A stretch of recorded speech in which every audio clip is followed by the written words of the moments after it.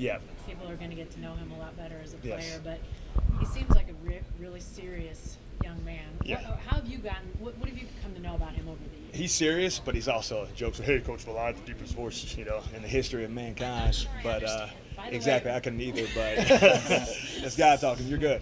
But I don't want to ever talk around you. I feel like you're the impersonation I guy, am. I don't know why. Just maybe it's the comedy from back in the day. But Deshaun is just, to me, a different guy. Great work ethics. Funny, him and Day. Day is almost like the Cali in him when his dad was at USC, and Deshaun is all Kansas City when he was in Kansas City with the Chiefs. So just the way he carries himself on a daily basis and his work ethic, and you see him quiet, but when you talk to him, he's one of the funniest guys on this team, and their parents, are family for me. So, mom and dad. But Deshaun, one thing he is going to do, he's going to work his tail off, and he's going to make sure he's known by the end of the season through his work ethic. So. I know obviously when he was going through the transfer portal and all that stuff, you were probably talking to him, but what was his approach in all of this? I mean, obviously he knew you, he knew Brent. Yeah. Well, he's comfortable with guys who believed in him, and he sees the system, the scheme that V's had, all the way across, and how he puts guys in position to be successful. And once again, you look at BV through his history, whether it was at Kansas State, Oklahoma, Clemson, the whole nine. It's just he's been a dominant guy, but he puts guys in position to be successful. A lot of guys, have their scheme and they stay set with it. What V does extremely well, from all the guys I've been around too, is he puts guys successful in that scheme to be in a dominant position. So that's what makes V different, and Deshaun saw that, and he knew my connection to him as well too. And once again, it's different when a coach is run through a wall for you, and not just be hypocrite tell you to run through a wall for him. So he knows V gonna line up in that A gap, I'll line the opposite A, and we'll run through somebody's soul for him. So simple as that. Over the years, Brent's defenses, those linebackers have been so crucial. Yep. People think about guys like Rocky Calmus and Ted, and that crew here. What characteristics does Deshaun bring? I know position changes. Length. Yeah. Length, size, athleticism, which is different because, he's like 6'12", and he's 240, 50 pounds, and he can do a bunch of different things. And I love his versatility, and we love his mindset. And once again, if a big guy can move like he's, 5'9", but can hit like he's 6'8", it's a great combination for him. And once again, I just love his mindset right now. He's ready to work. Woody's played a lot of football here. Yep. Where's he at going into training camp? He's great right now. I think, like I told Woody right to his face, and I've said it before, beginning of last year, first half of the season, it was a solid player. I mean, I told him right to his face, I said he was average at that point. But then from the second half of the season, from Iowa State all the way in, the kid made a bunch of plays because he's being more aggressive at the top of the route. He's not playing safe, to be in a good position and just be on top. That's not good enough. You want to be a hell of a football player, you got to make the moment every single time.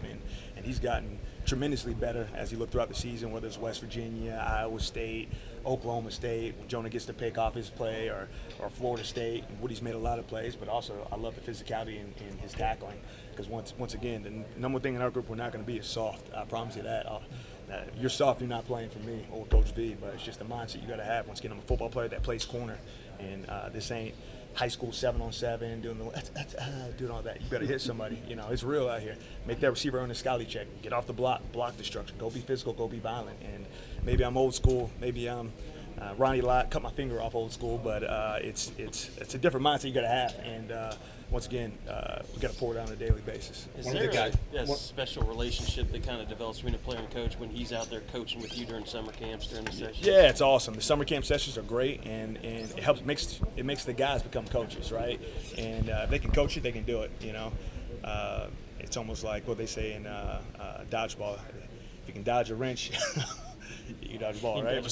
But same thing. If you can coach it, you can do it as well too. So having them and me stepping back and watching those guys coach, and I can only step back for so long, but having those guys be that intense on the details, the beauty's in the details. I would say the discipline, the details is like the gateway drug to dominance. You know what I mean? If you're that detailed in what you do, like, watch what happens on the football field. And how much does that translate to player-led practices and him Same being deal. able to work with the young guys and all that? And once again, don't be his friend, be his brother. And that's just keeping it real with him. Hey, you're not efficient in your moves. Hey, your eyes in the wrong place. Hey, two to the man on every transition. Because once again, practice happens, game reality. That's why I hate like one-on-one sometimes, because sometimes guys make plays in one-on-ones and they're playing terrible technique and they're doing this. Like, guess what? In the game they get bombed on. And they're like, I don't understand what happened. I'll tell you what happened. Right? Once again, it's all about technique. One-on-one is not about winning one-on-one. It's about dominating your technique in the moment of truth, right? So not looking back out of phase, you know what I mean? Playing through the guy, inside release, playing the near hip, and understand, inside release, I got to leverage release. What routes come based off of that? And to me, I love seeing that growth, not just out there, playing yard ball and the ignorance of it. So. One of the guys that before he gets off the line, I always enjoy that one. 100%. The two-hand jam. Right? One of the guys that's physical, that has a good nature of being able to do it, Kendall Dolby. Yeah. Just how good was to get him in spring? What does he need to do making that jump from JUCO the biggest thing is, once again, is that jump from JUCO ball. Yeah. Is a big deal for Dolby, but he's gotten better, understanding scheme. His tackling's always been great, and he's been a physical guy, but just understand a little bit more on the outside, the details of it, because once again, football's a game of inches, so inches equal to detail. So if you're not detailed, you think I made the play, I'm a half an inch off, and I can just do this or do that, and that's where you get humbled. So for him, learn the details of the defense, learn the details of the scheme, and understand his fit within the scheme, when to be aggressive, when not to be. Understand I'm a fourth player, I'm a third player, or a quarters player. Like, what is your job? What is the route concept? Why are they lining up like that? So to me, it's understanding those context clues, reading comprehension, right? Football comprehension is what's going to make him a better football player. That, and I think his endurance throughout the summer, with Schmitty, becoming Schmitty built. He's got shoulders like this now, and he's running, and he's in shape. So I think that's been awesome. How far along is Makari and Josiah just going through spring and then coming in? And were they ahead of things maybe coming out of spring? They're working their tail off. Once again, I think with Schmitty and Reggie and Shway and Scotty and Dobbs and that whole crew down there. I love the mindset those guys pour into the guys on a daily basis and who they are. And what they put into their soul, that fire in their soul every single day. But understand the scheme, like I said before, too. Josiah's been great. Makari's been phenomenal as well, too. Those guys are ready to play, right now. They're ready to go compete right now, and they're still young, and they're still learning, they're still growing. But once again, their mindset is, I want to be great. They didn't come here to be, Joe Schmo, They want to be elite. So to me, the details and everything they do is what's going to make them separate themselves. Coach, how about that position opposite Woody? Because it seems like you got a lot of guys there, some at different levels, but potential is there. How do you keep them happy, and how do you make that work? Once again, no Trump, no Biden, no politics. Best guy gonna play. Press play. That's all you got to do. Just press play. And I'll vote for that. Yeah, that's it. Touche. I like that. To me, it's just honesty and keeping it real with the guys and giving everybody equal opportunity to go play. And then once again, just separate yourself in the football field, in the classroom, in meetings. Are you talking loud? Are you understanding your keys? Are you answering like this? Are you slouching? I want to see how detailed you are right now.